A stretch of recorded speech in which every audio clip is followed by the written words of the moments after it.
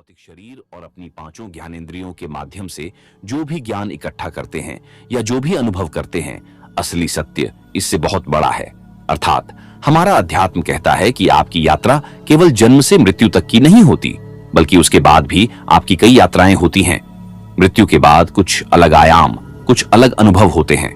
एक नया जीवन तो मृत्यु के बाद भी शुरू होता है, लेकिन मृत्यु के पश्चात आपकी वह यात्रा और उन आयामों के अनुभव आपके कर्मों के आधार पर निश्चित किए जाते हैं। इसी कारण आपको इस भौतिक जगत में पुनः आना पड़ता है। आध्यात्मिक मुक्ति का मार्ग योगियों के विषय में बताया जाता है। योग का अर्थ है स्वयं को इस शरीर में रहते हुए परमात्मा से जोड़ लेना। वास्तव में हम सदा से ही ईश्वर से जुड़े हुए हैं, लेकिन इस तथ्य को हम भूल चुके हैं। हम इस भौतिक संसार और इसकी घटनाओं को ही सत्य मान लेते हैं। संसार में आने के बाद हम इसके सुख दुख में उलझ जाते हैं, फिर हम इसी संसार की समस्याओं में ही उलझे रहते हैं और कभी इस माया से बाहर नहीं निकल पाते। लेकिन भीतर से हमारी आत्मा परमात्मा से सदा जुड़ी हुई होती है। योग एक ऐसी प्रक्रिया है जिसके माध्यम से हम स्वयं को पुनः ईश्वर से जोड़ सकते हैं। जीवन का उद्देश्य, योग कहता है कि हमें अपने जीवन को व्यर्थ नहीं करना चाहिए। जन्म और मृत्यु के मध्य की यात्रा में हमें स्वयं की खोज कर लेनी चाहिए। यदि जन्म लिया है तो जीवन जीना ही होगा, लेकिन वह जीना भी क्या जिसमें हम परमात्मा के अस्तित्व का अनुभव ही न कर सकें। मृत्यु निकट आते आते हमें यह समझ में आ जाना चाहिए कि हमारे जीवन का वास्तविक उद्देश्य क्या था। भगवान श्री कृष्ण श्रीमद् भगवद गीता में कहते हैं कि जो व्यक्ति अपनी मृत्यु के समय अपनी प्राण वायु को अपने भ्रुकुटी मध्य पर स्थिर करके पूर्ण भक्ति भावना के साथ ईश्वर का चिंतन करता है, वह निश्चित रूप से मृत्यु के पश्चात उच्च लोकों को प्राप्त करता है। इतना ही नहीं, वह इस मृत्यु लोक से उठकर अन्य श्रेष्ठ लोकों में जन्म लेता है। आपके पूर्व कर्मों के आधार पर ही आपकी अगली यात्रा निर्धारित होती है। इसे ऐसे समझें जैसे कोई विद्यार्थी पूरे वर्ष पढ़ाई करता है। अब उसकी पढ़ाई जिस प्रकार की होगी उसी आधार पर वह परीक्षा देगा और परीक्षा का परिणाम उसकी स्थिति को तय करेगा। यदि विद्यार्थी ने पढ़ाई में लापरवाही की है या नकल करके परीक्षा दी है तो उसे इसका दुष्परिणाम भी भुगतना पड़ेगा। ठीक इसी प्रकार जीवन में हम अनेक प्रकार की प्रैक्टिस करते हैं। पढ़ाई की प्रैक्टिस, घर गृहस्थी संभालने की प्रैक्टिस, रिश्तों को निभाने की प्रैक्टिस, कार्य क्षेत्र में सफलता पाने की प्रैक्टिस। इन सभी प्रैक्टिस के आधार पर हमें उनके फल प्राप्त होते हैं। इसी तरह यदि हम सांसारिक कार्यों के साथ साथ योग अभ्यास और ईश्वर भक्ति की प्रैक्टिस करें तो मृत्यु के समय हमें उसका फल प्राप्त होता है। मृत्यु का वह एक पल यह तय करता है कि मृत्यु के पश्चात हमारी क्या गति होगी। संक्षेप में कहें तो हमारी पूरी जीवन यात्रा का मूल्यांकन हमारी मृत्यु के समय किया जाता है। श्रीमद् भगवद गीता में यह भी बताया गया है कि मृत्यु के उस अंतिम क्षण में जब हम अपने शरीर का त्याग करने वाले होते हैं, उस समय हमारे मन में जो भी चिंतन चल रहा होता है वही हमारे अगले जीवन की दिशा तय करता है। हम अगले जन्म में अपने कर्मों के अनुसार फल प्राप्त करते हैं। अब इसका अर्थ यह नहीं है कि आप अपना पूरा जीवन जैसे चाहें वैसे बिताएं, विषय वासनाओं में लिप्त रहें और सोचें कि कोई बात नहीं, मृत्यु के समय ईश्वर को याद कर लेंगे, जिससे हमारी गति आगे की ओर हो जाएगी। ऐसा नहीं होता। वास्तव में आपने पूरा जीवन जिस मानसिक अवस्था और परिस्थितियों में जिया होगा, मृत्यु के समय आपकी वही स्थिति बनी रहेगी।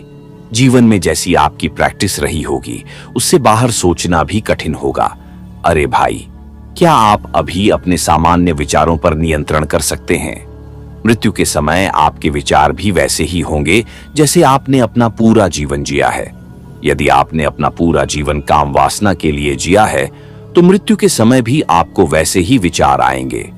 यदि आपने धन कमाने को ही जीवन का लक्ष्य बनाया है तो मृत्यु के समय आपके मन में यही विचार आएगा कि जो कुछ भी आपने कमाया वह सब कुछ अब आपको छोड़ना पड़ रहा है। इसे छोड़ने की पीड़ा होगी। हम अगले जन्म में अपने कर्मों के अनुसार फल प्राप्त करते हैं।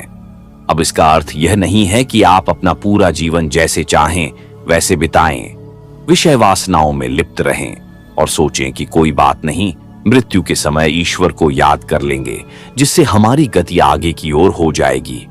ऐसा नहीं होता। वास्तव में आपने पूरा जीवन जिस मानसिक अवस्था और परिस्थितियों में जिया होगा, मृत्यु के समय आपकी वही स्थिति बनी रहेगी। जीवन में जैसी आपकी प्रैक्टिस रही होगी, उससे बाहर सोचना भी कठिन होगा। अरे भाई, क्या आप अभी अपने सामान्य विचारों पर नियंत्रण कर सकते हैं? मृत्यु के समय आपके विचार भी वैसे ही होंगे जैसे आपने अपना पूरा जीवन जिया है। यदि आपने अपना पूरा जीवन काम वासना के लिए जिया है, तो मृत्यु के समय भी आपको वैसे ही विचार आएंगे। यदि आपने धन कमाने को ही जीवन का लक्ष्य बनाया है, तो मृत्यु के समय आपके मन में यही विचार आएगा कि जो कुछ भी आपने कमाया, वह सब कुछ अब आपको छोड़ना पड़ रहा है। इसे छोड़ने की पीड़ा होगी। मृत्यु के समय जितना अधिक आप अपनी वासनाओं से जुड़े होंगे, उतनी ही अधिक पीड़ा होगी। इस संसार और शरीर को छोड़ने का दर्द असहनीय होगा और आपके प्राण अत्यधिक कष्ट में निकलेंगे। इसीलिए कहा जाता है कि जब आपके भीतर ऊर्जा है, तब आध्यात्मिक साधना करें। जब शरीर जर्जर हो जाएगा और उसमें ऊर्जा नहीं बचेगी, तब कोई भी आध्यात्मिक साधना नहीं हो सकेगी, न ही भक्ति होगी, न ही योग साधना। इसलिए जो भी करना है वह अभी से करना चाहिए। कल किसने देखा? क्या पता मृत्यु कल ही आ जाए। बदलाव हमेशा वर्तमान से होते हैं, न कि भूत और भविष्य से। आप सीधे अपने भविष्य को नहीं बदल सकते, लेकिन वर्तमान में छोटे छोटे बदलाव करके अपने लिए एक नया भविष्य लिख सकते हैं। योगी की स्थिति श्रीमद् भगवद गीता में भगवान श्री कृष्ण कहते हैं कि जन्म मरण के चक्र से मुक्त होने के लिए हर व्यक्ति को योगी की स्थिति में रहना चाहिए। जिस प्रकार एक योगी स्थिर रहता है, वैसे ही हमें भी रहना चाहिए। एक योगी अपनी भौतिक इंद्रियों के सुख में नहीं फंसता, वह उनसे मुक्त रहता है। एक योगी अपने भौतिक सुख से ध्यान हटाकर आंतरिक सुख की ओर जाता है। एक योगी शरीर में रहते हुए भी शरीर से न्यूनतम जुड़ाव रखता है। एक योगी बाहरी संसार की अपेक्षा अपनी आंतरिक अवस्था में रहना पसंद करता है। हम अपने पूरे जीवन में अपनी इंद्रियों का उपयोग बाहरी चीजों की ओर करते हैं। आंखों से संसार की भौतिक वस्तुओं को देखते हैं और उनसे सुख पाने की इच्छा करते हैं। कानों से व्यर्थ की बातें सुनते हैं, जिनका कोई आध्यात्मिक लाभ नहीं होता। मृत्यु के समय आपकी आंखें वही देखेंगी जिनकी आपने सबसे अधिक प्रैक्टिस की है। मृत्यु के समय आपके कान वही सुनेंगे जिनकी सुनने की आदत आपने सबसे अधिक डाली है। एक साधारण व्यक्ति मृत्यु के समय खुद को स्थिर नहीं रख पाता, लेकिन एक योगी मृत्यु के समय भी अपनी इंद्रियों का उपयोग अपने अंतर्मन की ओर करता है। उसकी मृत्यु के समय कानों में नाद की ध्वनि गूंजती है। उसके भीतर केवल AUM की ध्वनि का कंपन होता है, क्योंकि उसने अपने जीते जी योग अभ्यास के माध्यम से इस स्थिति की बार बार प्रैक्टिस की होती है।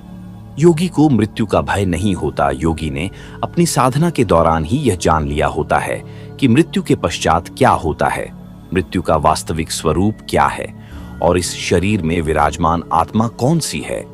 इसीलिए वह मृत्यु के समय जन्म मरण के चक्र को तोड़ देता है और अपनी परम अवस्था को प्राप्त कर लेता है।